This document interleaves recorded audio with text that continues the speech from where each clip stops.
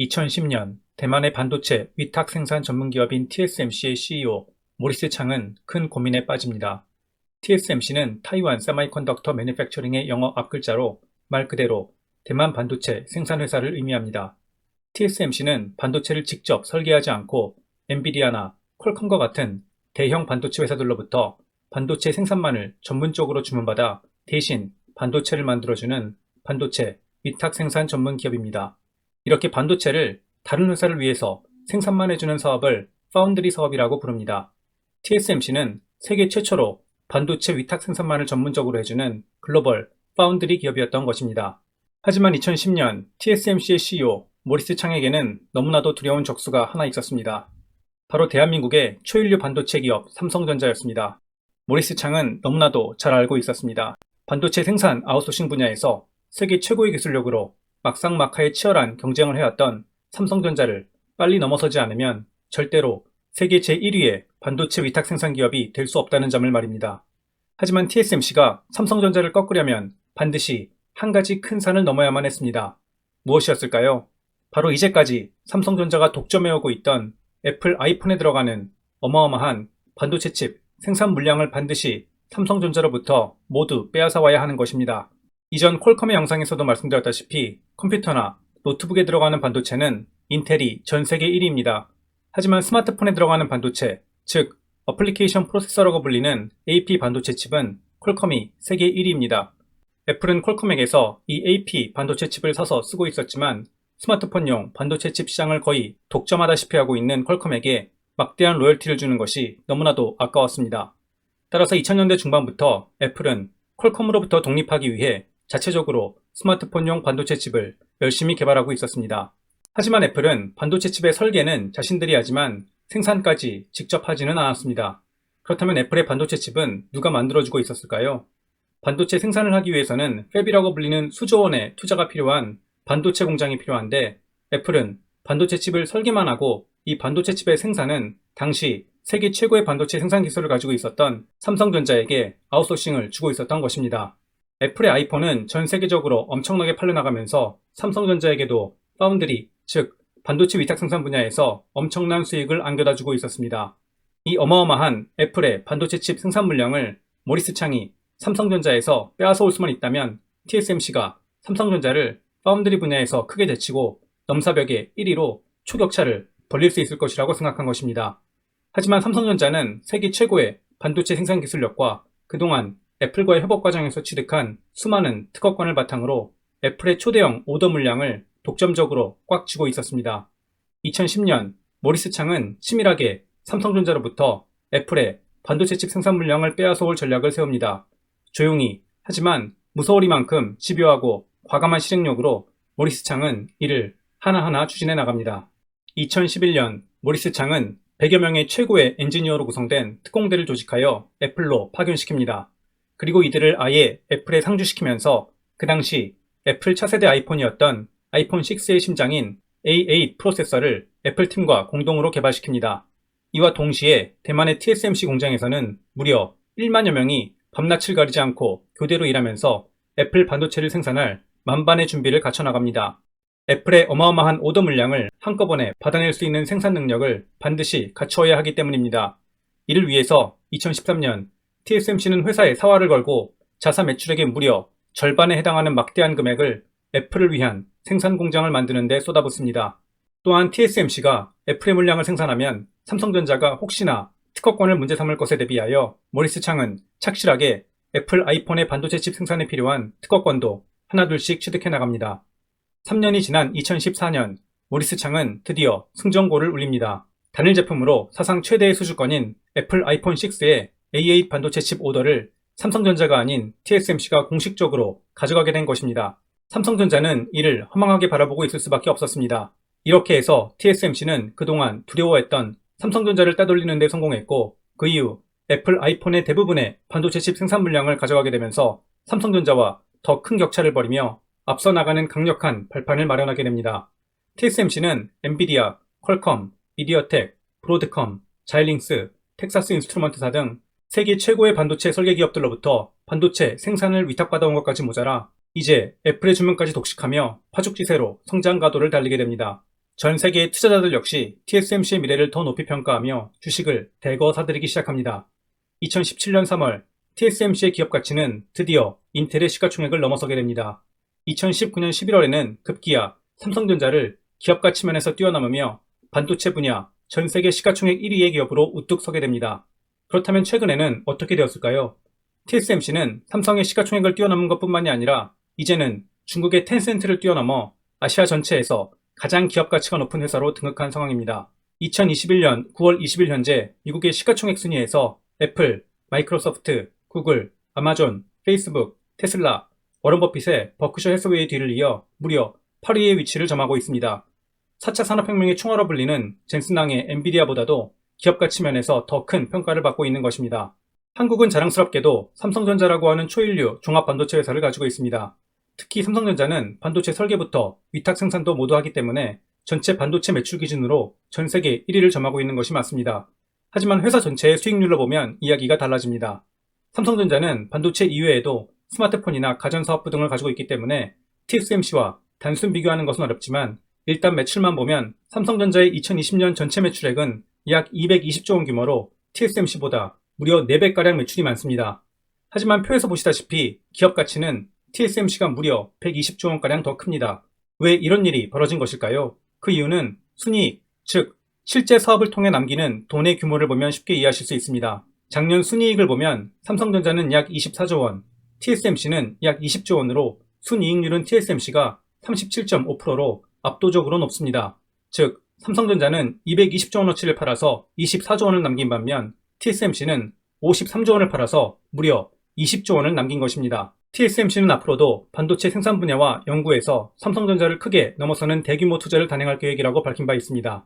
지금은 삼성전자가 TSMC에 밀리지 않고 차세대 반도체 생산 기술력을 높이기 위해 정신을 바짝 차리지 않으면 안 되는 급박한 상황인 것입니다.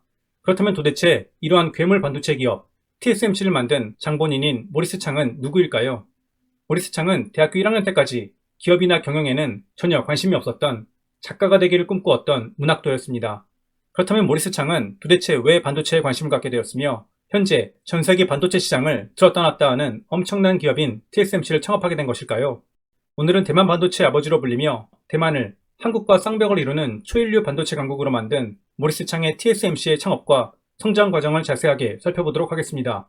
마지막에는 월가 애널리스트들의 TSMC에 대한 의견도 확인해 보도록 하겠습니다. 제 영상은 특정 종목의 매매 권유가 아닙니다. 기업에 대해 공부하시는 차원에서만 참고하시기 바랍니다. 모리스 창은 1931년생으로 현재 90세입니다. 중국 저장성의 닝보라는 지역에서 은행가 아버지를 둔 부유한 집안에서 태어났습니다.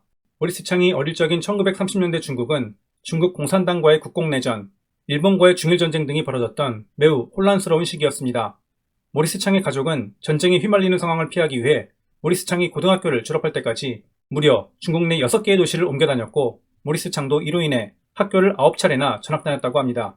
하지만 교육열이 매우 높았던 모리스 창의 아버지는 모리스 창이 미국에서 공부하기를 원했고 모리스 창은 10대 때 홍콩으로 이주했다가 1949년 미국 보스턴에 살던 삼촌의 도움을 받아 결국 꿈에 그리던 하버드 대학교에 입학을 하게 됩니다.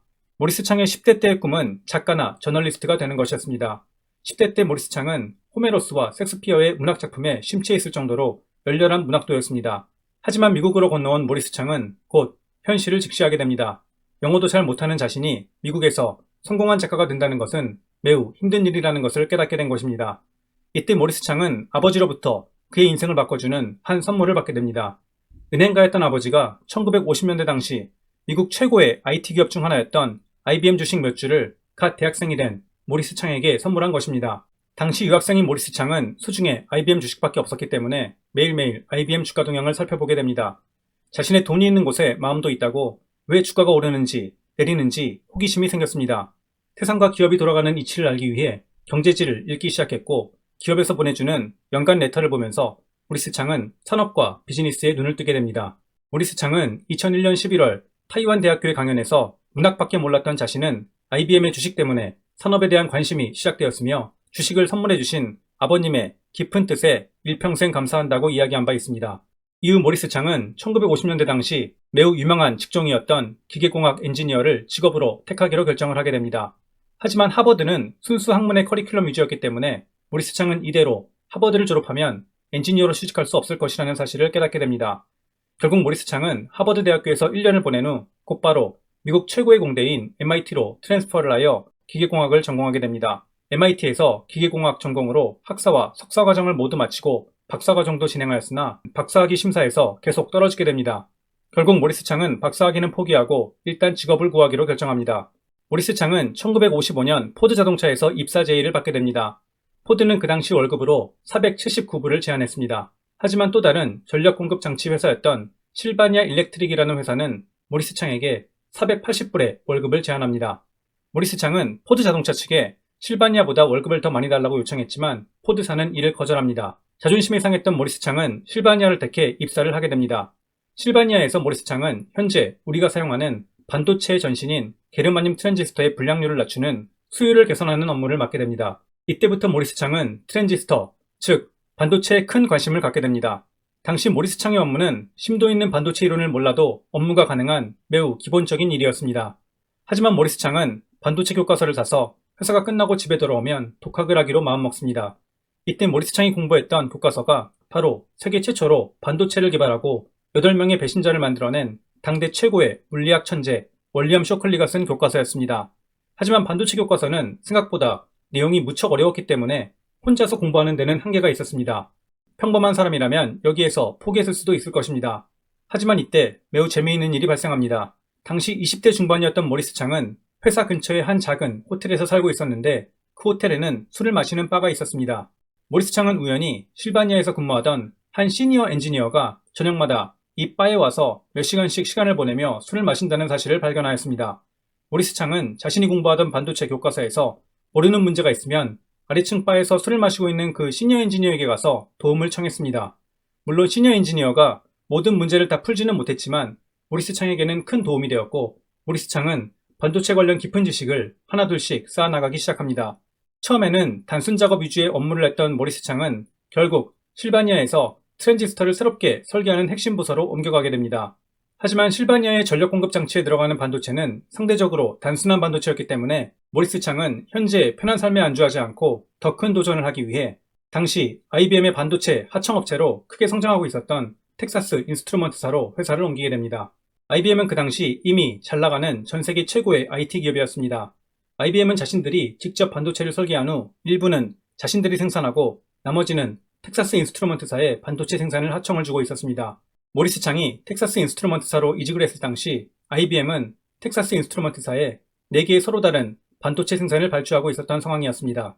하지만 여기에서 큰 문제가 발생합니다. IBM이 생산을 발주한 4개의 반도체 중 1개의 트랜지스터가 생산이 너무나도 까다로웠던 것입니다. 이 때문에 텍사스 인스트루먼트사는 큰 골머리를 앓고 있었습니다. 문제의 반도체는 IBM도 자체 생산 라인에서 테스트로 만들고 있었는데 생산된 제품 중 10%만 정상적으로 작동하였고 나머지 90%는 불량품이었습니다. 그렇다면 텍사스 인스트루먼트사는 어떠했을까요? 텍사스 인스트루먼트사는 한술 더 떠 하청을 받아 생산하는 제품 중 거의 100%가 불량품이었습니다. 모리스 창은 자신의 첫 업무로 공교롭게도 그 골치 아픈 문제가 발생하는 반도체 생산 라인의 담당을 맡게 됩니다. 모리스 창은 인터뷰에서 그 당시 텍사스 인스트루먼트사의 모든 간부들이 이 문제에 대해 매우 크게 걱정하고 있었다고 했습니다. 하지만 정작 모리스 창 본인은 큰 걱정을 안 했다고 합니다. 공정을 잘 개선하면 IBM처럼 최소한 10%의 정상품은 나올 것이라고 믿었던 것입니다. 모리스 창은 실바니아에서 갈고 닦은 실력을 바탕으로 4개월간의 공정 개선 프로젝트를 불도저같이 추진합니다. 모리스 창은 반도체 공정상의 재료의 양이나 온도, 반도체를 구워낼 때의 시간 등을 치밀하게 테스트하였고 결국 공정을 개선하는 데 성공합니다.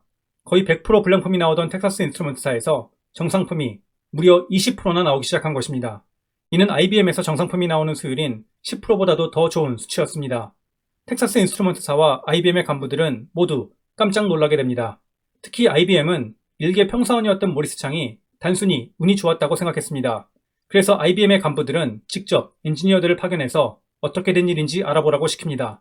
IBM의 엔지니어들이 텍사스 인스트루먼트사에 도착해서 모리스 창과 대화를 시작하였고 IBM의 엔지니어들은 더 크게 놀라게 됩니다. 모리스 창이 왜 자신이 반도체 생산 과정에서 공정과 재료를 바꾸고 온도를 바꾸고 했는지를 정확하게 반도체 이론에 의거하여 설명을 하였고 어떻게 본인이 수율을 높이는 데 성공할 수 있었는지 그 비결까지 줄줄이 읊어댄 것입니다.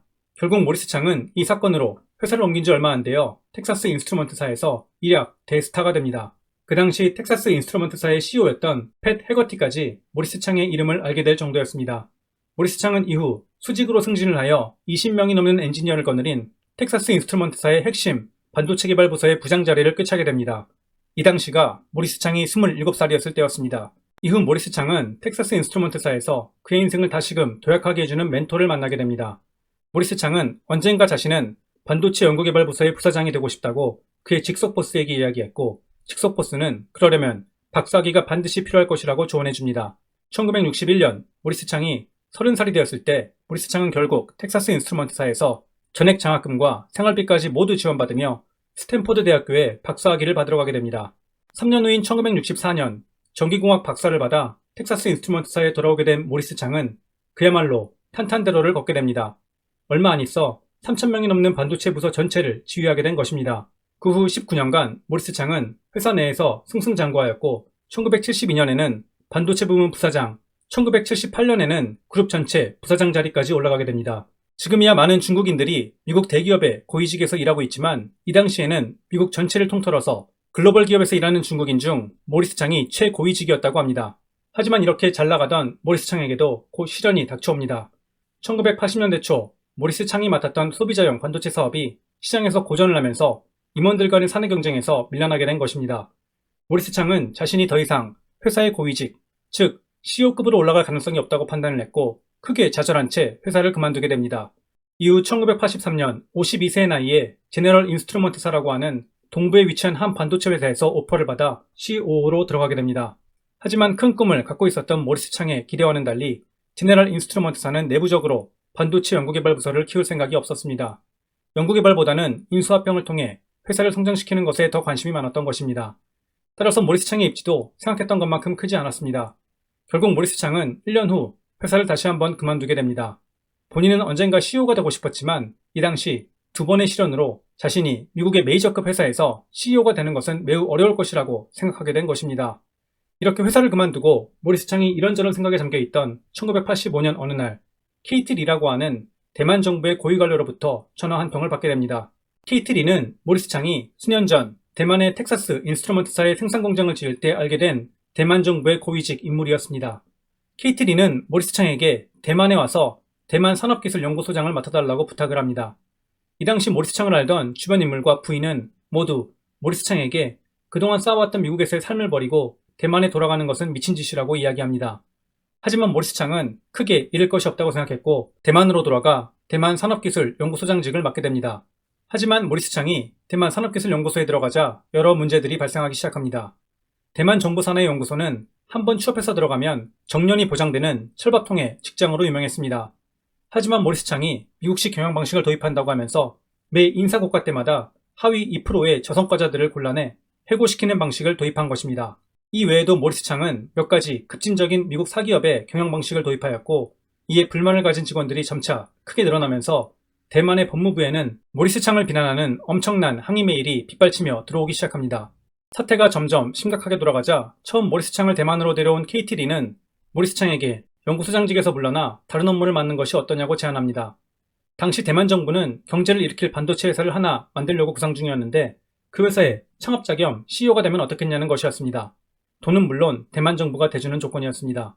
모리스 창은 대만에서 새롭게 반도체 회사를 만드는 일이 결코 쉽지 않은 일이라는 것을 너무나도 잘 알고 있었습니다. 그 당시 글로벌 반도체 사업은 인텔이라고 하는 신생기업이 무서운 속도로 빠르게 치고 올라오고 있었습니다. 또한 AMD라는 기업도 인텔의 뒤를 따라 시장의 새로운 강자로 크고 있었습니다. 하지만 대만의 반도체 기술력은 이 회사들보다 2세대가량 크게 뒤떨어져 있었습니다. 하지만 모리스 창은 연구소에서 쫓겨나면 더 이상 갈 곳이 없었기 때문에 어떻게든 새로운 반도체 회사를 설립하는 일을 맡아 성공시키는 것만이 자신의 선택지라는 것을 알고 있었습니다. 그래서 그 제안을 받아들였고 대신 몇 주간 고민한 끝에 새로운 대만의 반도체 회사의 사업 모델을 기존의 반도체 회사들과는 전혀 다른 모델로 가져가기로 결심합니다. 즉, 미국이나 일본의 선두 반도체 기업들이 반도체 설계를 하면 그 설계도를 받아다가 생산만 전문적으로 해주는 반도체 위탁 생산 사업, 즉 파운드리 사업을 하겠다고 이야기한 것입니다. 지금은 많은 반도체 기업들이 반도체 설계만 하고 생산은 TSMC와 같은 파운드리 업체에 맡기는 것이 일반화되어 파운드리 사업이 미래가 유망한 사업이라고 누구나 고개를 끄덕이지만 1980년대만 해도 반도체 생산만 전문적으로 하는 TSMC의 사업 모델은 전혀 주목받는 사업이 아니었습니다. 인텔, AMD, 도시바 등 그 당시 잘 나가던 글로벌 반도체 기업들은 모두 자신들만의 반도체 생산 공장을 직접 가지고 있었습니다. 왜였을까요? 반도체는 설계도가 매우 중요합니다. 그 중요한 설계도를 다른 기업에게 넘겨준다는 것은 회사의 가장 중요한 기밀을 다른 회사에 넘겨주는 것이나 다름없었기 때문입니다. 모리스 창은 대만 정부로부터 막대한 자금을 투자받긴 했지만 그것으로 엄청난 돈이 들어가는 반도체 공장을 짓기에는 돈이 크게 모자랐기 때문에 투자금을 더 모으고 사업 파트너를 구하기 위해 미국과 일본의 10여 개의 반도체 회사에 투자를 해달라고 편지를 보냅니다. 인텔, 미쓰비시, 도시바 등 거의 대부분의 반도체 선두기업들은 대만에서 모리스 창이 반도체 위탁 생산 사업을 하겠다고 하자 코웃음을 칩니다.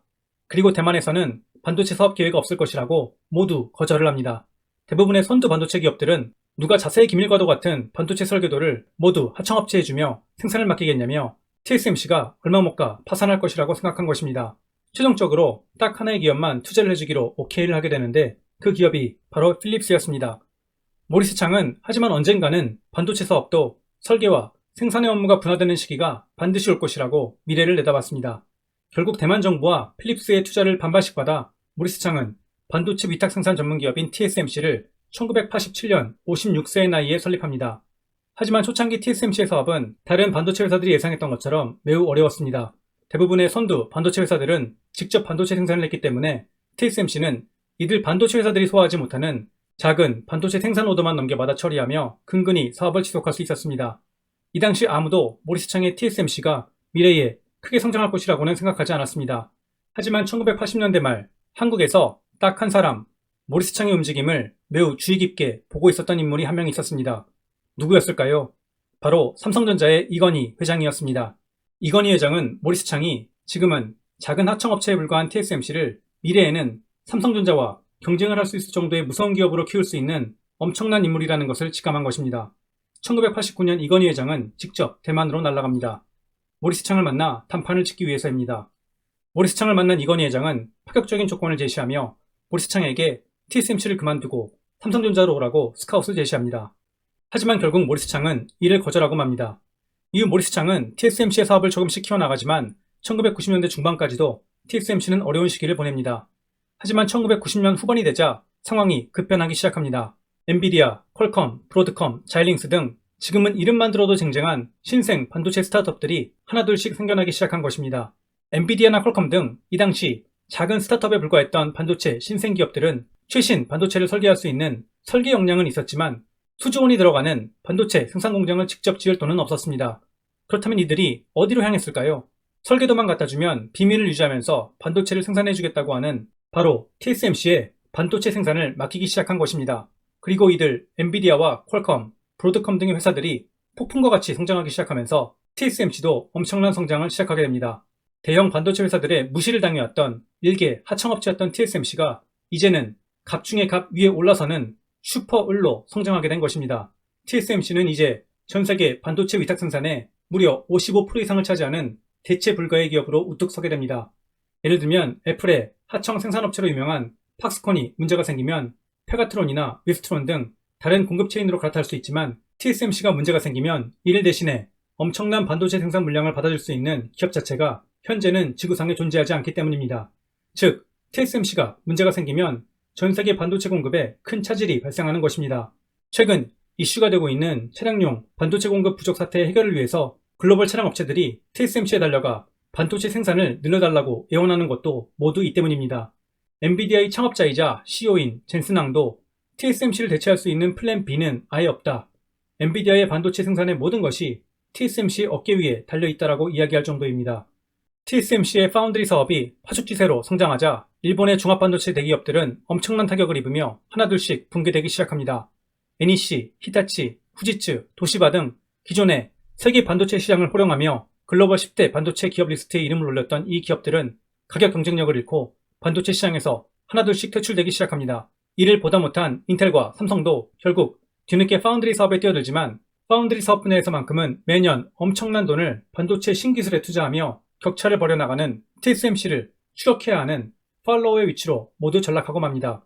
2017년 이후 전세계 파운드리 시장은 TSMC와 삼성전자의 두 회사가 가장 앞선 기술력으로 경쟁하는 쌍두체제로 굳혀지게 됩니다. 삼성전자는 기술적인 우위를 확보하기 위해 최첨단 반도체 생산 장비인 EUV를 도입하여 7나노 공정을 시도하였으나 TSMC 대비 우위를 점하는 데에는 실패합니다. TSMC는 비슷한 성능의 제품을 EUV 없이 구현하여 기존의 우위를 더욱더 강화해버린 것입니다. 7나노미터 반도체 공정 싸움에서 한 발 밀린 삼성전자는 현재 3나노 공정에서 게이트 올 어라운드 팻, 즉 소위 가펫이라고 불리는 새로운 기술을 도입하여 다시 한번 TSMC의 아성에 도전하려고 준비하고 있습니다. 가펫 기술은 TSMC가 사용하는 핀펫 방식보다 전력 효율을 높여주는 진화한 공정이라고 합니다. 삼성전자는 지난 7월 29일 2분기 컨퍼런스 콜에서 가펫 기술을 이용해 2022년 3나노 1세대 반도체를 생산하고 2023년에는 3나노 2세대 제품을 생산하여 TSMC 대비 우위를 점하겠다고 발표하였습니다. TSMC 역시 이에 질세라 내년 2022년 7월부터 기존 핀펫 공정을 활용해 3나노 반도체 양산에 들어가겠다고 발표하였습니다. 다시금 막상막하에 미래 생존을 위한 치열한 경쟁이 시작된 것입니다. 게다가 한 발 뒤떨어져 있던 인텔도 가펫 신기술을 이용하여 2022년부터 4나노에 진입하고 2024년 하반기에는 자체 개발 기술인 이본팩 기술을 이용하여 2나노 공정에 돌입하겠다고 선언한 상황입니다. 인텔의 새로운 CEO 팻 갤싱어는 미국 애리조나주의 반도체 생산 전문 공장을 2곳 신설할 계획으로 2025년까지 삼성과 TSMC를 물리치고 파운드리 업계에서 1위를 되찾겠다고 벼르고 있습니다. 여기에서 삼성전자나 TSMC에 투자하시는 분들이 관심있게 보셔야 하는 부분은 과연 삼성전자가 내년에 3나노 가펫 공정에 대량 양산에 성공할 수 있을까 하는 부분입니다. 만약 내년에 삼성전자가 TSMC보다 기술적인 우위를 점하게 된다면 고부가 가치의 최첨단 반도체 생산 물량을 가져올 수 있어 삼성전자에게는 큰 호재가 될 것입니다. 만약 양산 시점이 늦어져 TSMC에 다시금 우위를 빼앗기게 된다면 삼성전자는 파운드리 사업에서 큰 어려움에 처할 수 있습니다. 삼성전자는 생존을 위해 죽기 살기로 3나노 가펫 공정의 대량 양산을 반드시 성공시켜야만 하는 것입니다. 마지막으로 TSMC의 최근 재무제표와 월가 애널리스트들의 목표 주가를 한번 확인해 보겠습니다. TSMC의 지난해 매출액은 47.6빌리언 달러로 약 50조 원에 달합니다. 전년 동기 대비하여 무려 34%나 성장한 수치입니다. 앞서 말씀드린 대로 순이익도 18빌리언 달러, 하나로 약 20조 원에 달해 37.5%라고 하는 엄청난 수익률을 자랑합니다. 더욱더 중요한 것은 TSMC가 앞으로도 두 자릿수의 성장을 향후 몇 년간은 지속할 것으로 예상된다는 점입니다.